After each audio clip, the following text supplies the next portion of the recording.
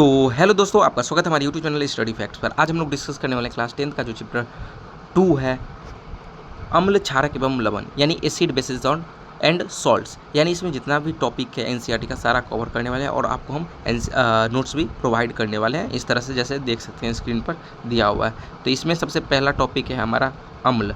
अम्ल होता क्या है इसके बारे में समझते हैं। यहाँ पर अम्ल ये टॉपिक हो गया फर्स्ट, जिसे इंग्लिश में क्या कहते हैं, एसिड कहते हैं। क्या कहते हैं? एसिड कहते हैं।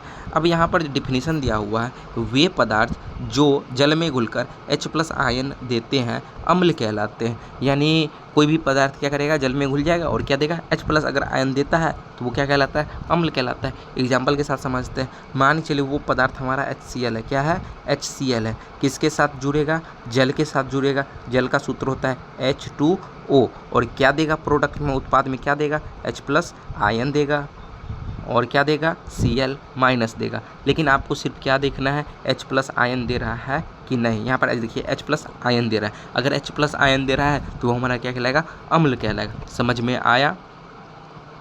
एक और एग्जाम्पल के साथ समझते हैं। जैसे मान के चलिए यहाँ पर H2SO4 लेते हैं। क्या? Sulphuric acid. H2SO4 किसके साथ रिएक्ट करेगा? जल के साथ रिएक्ट करेगा।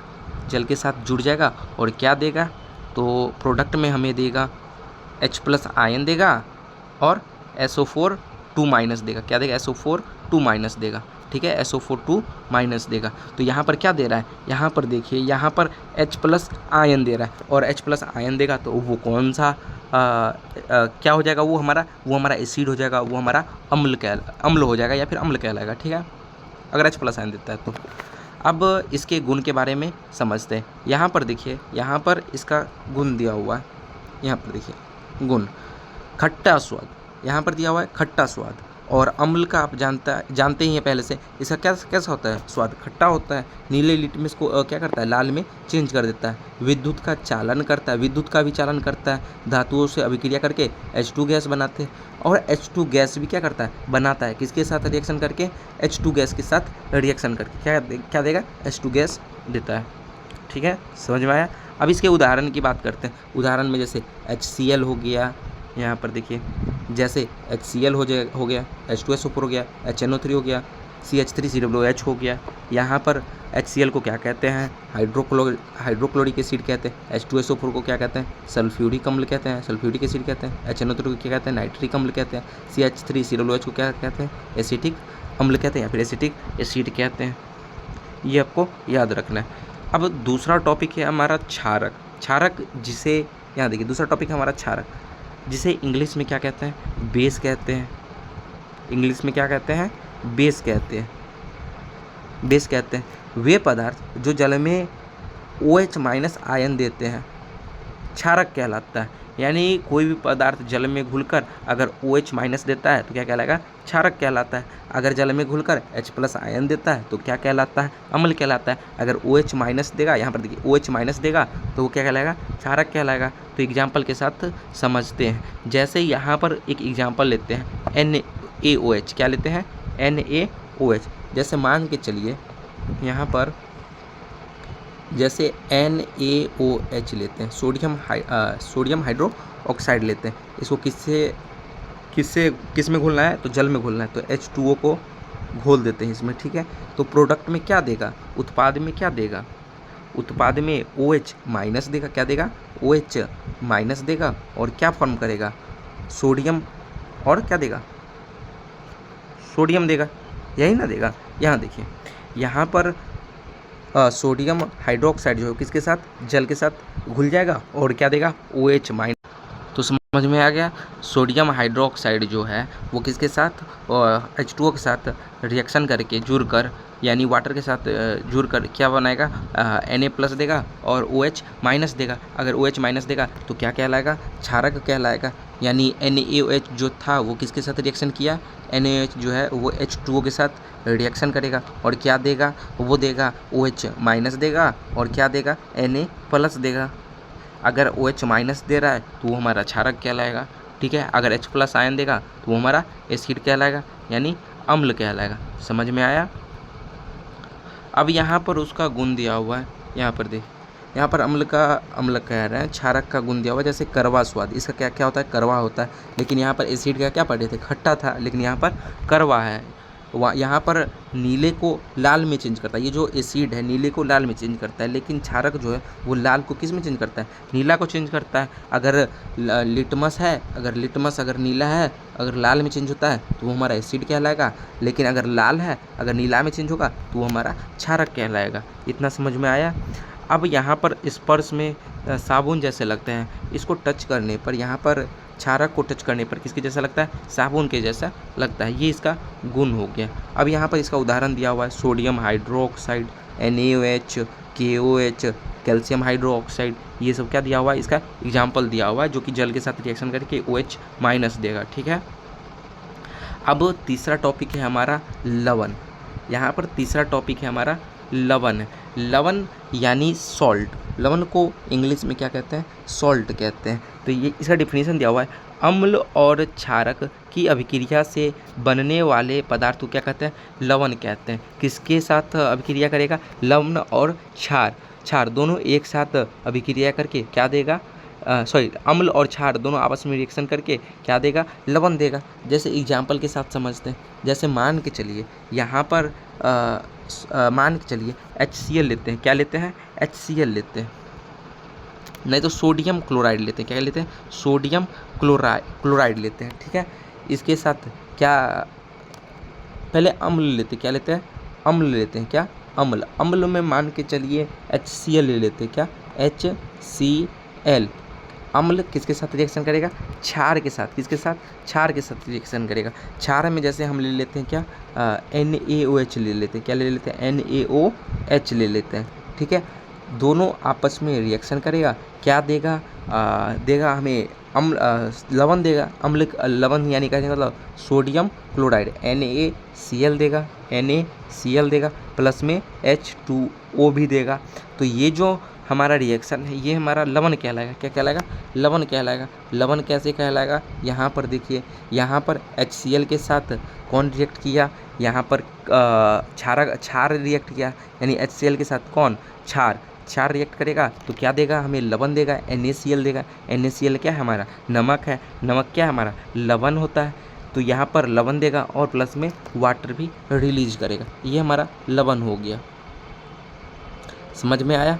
यानी लवण कहने का मतलब अम्ल और क्षारक की अभिक्रिया से बनने वाले पदार्थ को क्या कहते हैं, लवण कहते हैं। यहाँ पर अम्ल ले लेंगे और क्षारक दोनों का एग्जाम्पल ले लेंगे और दोनों को आपस में रिएक्शन करवा देंगे, यानी अभिक्रिया करवा देंगे। जो हमारा प्राप्त होगा वो लवण प्राप्त होगा और प्लस में H2O यानी वाटर बनेगा। ठीक है, वाटर देगा यानी H2O देगा, पानी देगा। ठीक है, इतना समझ में आया। अब चौथा नीचे टॉपिक दिया, नीचे चौथा नंबर में, यहाँ पर चौथा नंबर में देख सकते हैं उदासीनीकरण अभिक्रिया यानी न्यूट्रलाइजेशन रिएक्शन। अब ये न्यूट्रलाइजेशन रिएक्शन होता क्या ये समझते हैं। यहाँ पर देखिए, यहाँ पर उदासीनीकरण अभिक्रिया दिया हुआ, अब ये होता क्या है इसके बारे में समझते हैं। अम्ल क्षारक के साथ रिएक्ट करेगा, लवण और क्या देगा, जल देगा। इसी को तो उदासीनीकरण अभिक्रिया कहते हैं। ये जो हमारा लवण है ये क्या है, हमारा उदासीन है, क्या है, उदासीन है। और उदासीन कैसे बनता है, अम्ल रहेगा, अम्ल क्षारक के साथ रिएक्शन करेगा, लवण बनाएगा और जल बनाएगा। तो यही क्या है, उदासीनीकरण अभिक्रिया कहलाता है। समझ में आया। जैसे HCl है वो सोडियम हाइड्रोक्साइड के साथ रिएक्ट करेगा, नमक बनाएगा और H2O देगा। सेम इसी का एग्जाम्पल है। ठीक है, समझ में आया। अब पहला, दूसरा, तीसरा कंप्लीट हुआ। एक बार हम रिवाइज कर दे रहे हैं। यहाँ पर अगर H+ आयन देता है कोई भी पदार्थ, अगर जल में घुलकर H+ आयन देता है तो हमारा अम्ल कहलाता है। अगर जल में घुलकर कोई पदार्थ अगर OH- आयन देता है तो वो हमारा क्षारक कहलाता है। अगर अम्ल और क्षार दोनों आपस में रिएक्ट करेगा तो क्या देगा, लवण देगा, प्लस में H2O रिलीज करेगा यानी पानी देगा। समझ में आया। और लवण को क्या कहते हैं, उदासीनीकरण अभिक्रिया। लवण का जो एग्जाम्पल होता है वो उदासीनीकरण अभिक्रिया में ही आता है। जैसे NaCl हो गया, सोडियम कार्बोनेट हो गया, सोडियम बाइकार्बोनेट हो गया, ये सब क्या है, उदासीनीकरण अभिक्रिया का ही एक पार्ट है। अब नीचे सूचक के बारे में पढ़ते, 5वां नंबर, और छठा में है pH स्केल। इसके बारे में समझते हैं। यहाँ पर सूचक, सूचक जिसे इंडिकेटर कहते हैं, ठीक है। वैसे समझ में तो आ ही रहा होगा, ये वाला टॉपिक पहले से ही पढ़ चुके हैं, फिर से एक बार और रिवीजन कर दे रहे हैं।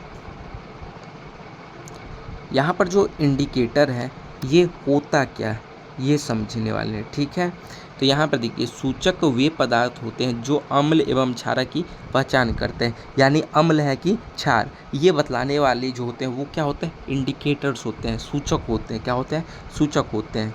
जैसे लिटमस था, अगर नीला है लिटमस, अगर वो लाल में, पहले से अगर नीला है, अगर वो किस में चेंज हो गया, अगर वो लाल में चेंज हो गया तो वो हमारा क्या क्या है, हम समझ जाएंगे वो जो विलियन है वो कैसा है, वो अम्ल प्रवृत्ति की है।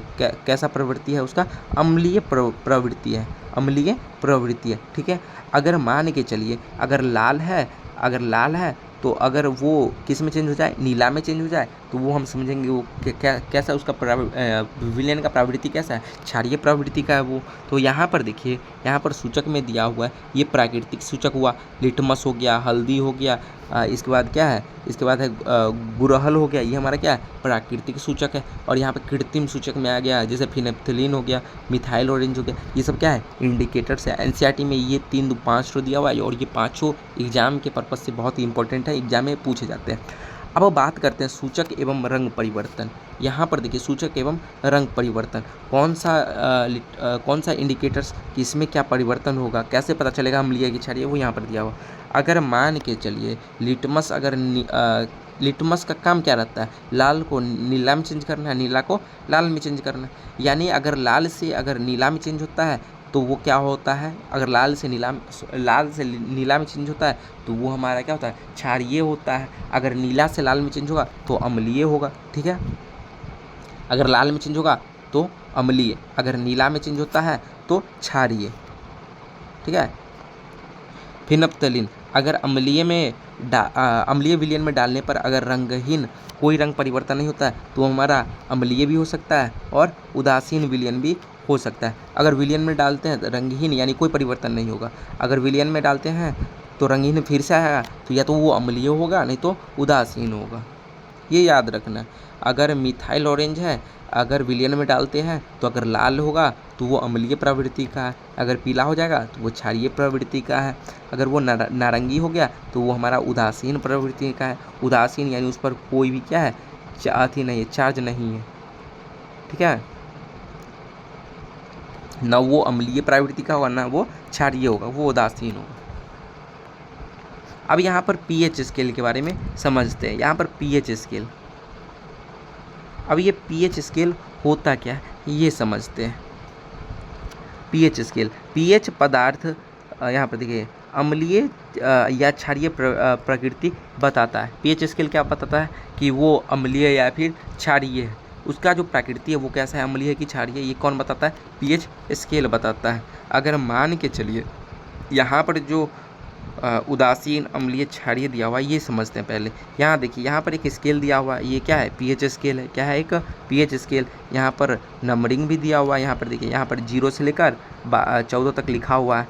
अगर मान के चलिए अगर यहाँ पर बीच में क्या है, एक 7 है, 7 से अगर नीचे आता है, अगर 7 से नीचे आता है पीएच स्केल तो वो हमारा अम्लीय होता है, अगर 7 से ऊपर आता है तो वो हमारा क्षारीय होता है। मान के चलिए अगर पीएच अगर हमारा 7 हो गया तो वो हमारा उदासीन कहलाएगा। क्या कहलाएगा, अगर 7 आ गया तो वो हमारा उदासीन कहलाएगा, अगर 3 आ गया तो वो हमारा अम्लीय कहलाएगा, 2 आ गया तो अम्लीय कहलाएगा। यानी 7 से अगर नीचे रहेगा पीएच स्केल तो हमारा अम्लीय कहलाता है, अगर 7 पर रहता है तो उदासीन कहलाता है, अगर 7 से ऊपर जैसे 8, 9, 10, 11, 12 ये आ गया तो हमारा क्षारीय होता है।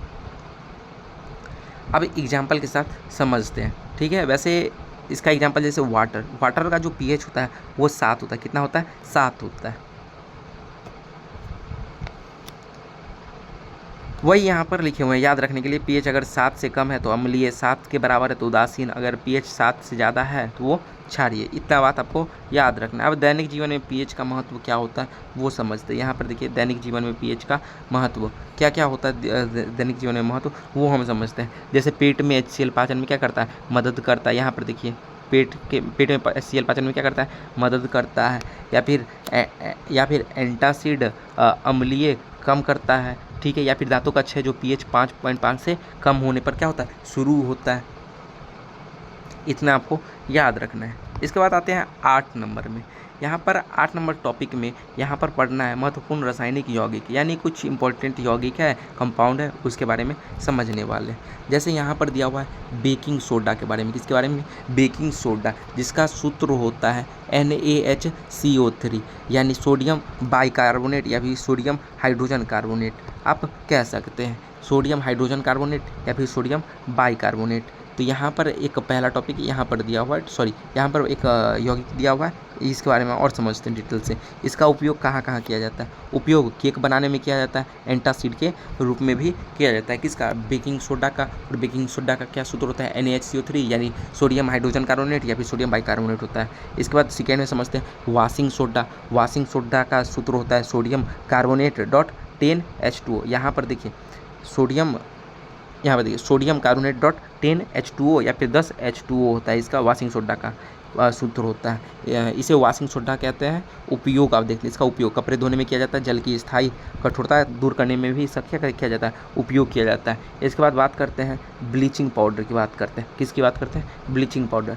ब्लीचिंग पाउडर का फॉर्मूला होता है COCl2, यानी कैल्शियम ऑक्सीक्लोराइड होता है। इसे ब्लीचिंग पाउडर कहते हैं। इसका उपयोग देखते हैं। अब यहाँ पर जो उपयोग दिया हुआ है ये समझते हैं। उपयोग जल शुद्धिकरण में भी इसका उपयोग किया जाता है, कपड़े सफ़ेद करने में भी इसका यूज किया जाता है। किसका? ब्लीचिंग पाउडर का। समझ में आया? अब यहाँ पर प्लास्टर ऑफ पेरिस, जिसे पॉप कहते हैं, POP कहते हैं। अब प्लास्टर ऑफ पेरिस का सूत्र क्या होता है? प्लास्टर ऑफ पेरिस का सूत्र होता है calcium sulphate dot half H2O। इसका सूत्र होता है calcium sulphate dot half H2 होता है। इसका उपयोग कहाँ क्या किया जाता है? उपयोग मूर्ति बनाने में किया जाता है। इसके बाद टूटी हड्डियों में प्लास्टर, जैसे हाथ या फिर पैर का हड्डी टूट जाए तो इसका उपयोग किया जाता है। किसका? प्लास्टर ऑफ पेरिस का किया जाता है, जिसका सूत्र होता है calcium sulphate dot half H2O। इसको फिर से हम एक बार रिविजन कर देते हैं। बेकिंग सोडा का सूत्र होता है सोडियम बाइकार्बोनेट। वाशिंग सोडा का होता है sodium carbonate dot 10H2O, sodium carbonate dot H2O। Bleaching powder का सूत्र होता है calcium oxychloride. Plaster of Paris का सूत्र होता है calcium sulphate dot half H2O। ठीक है, आपको इतना बात याद रखना है। अब नीचे जो भी हम पढ़े हैं यहाँ पर नीचे में दिया हुआ है शॉर्ट लाइन में, यहाँ पर छोटा छोटा सा। जैसे यहाँ पर देखिए अम्ल क्या करता है? H+ आयन देता है। क्षारक क्या करता है? OH- आयन देता है। अम्ल प्लस क्षारक क्या उत्पादन में देता है? लवण प्लस में जल देता है। अगर अम्ल को क्षारक के साथ रिएक्ट करवाएंगे तो लवण प्लस में जल देगा। pH अगर 7 तो क्या है? वो हमारा उदासीन है। क्या है? उदासीन है। 1 मिनट, यहाँ पर बैक हो गया है।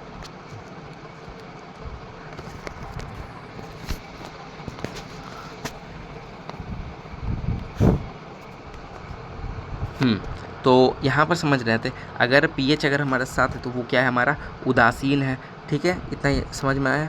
अब यहाँ बात करते हैं बेकिंग सोडा। बेकिंग सोडा का फॉर्मूला सूत्र होता है सोडियम हाइड्रोजन कार्बोनेट या फिर बाइकार्बोनेट। वाशिंग सोडा का सूत्र होता है सोडियम कार्बोनेट डॉट H2O होता है। ब्लीचिंग पाउडर का होता है कैल्शियम ऑक्सीक्लोराइड होता है। प्लास्टर ऑफ पेरिस का सूत्र होता है calcium sulphate dot half H2 होता है। इतना आपको याद रखना है।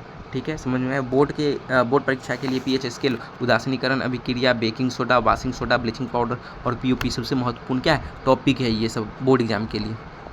तो थैंक यू फॉर वाचिंग। अगर ऐसे नोट्स आप चाहते हैं तो हमें सब्सक्राइब करें और कमेंट में नेक्स्ट चैप्टर लिख दीजिए, ताकि मैं अध्याय 3 का भी आपके समक्ष रख सकूं, चैप्टर 3 का नोट्स, और उसको एक्सप्लेनेशन इसी तरह से कर सकूं। Thank you for watching.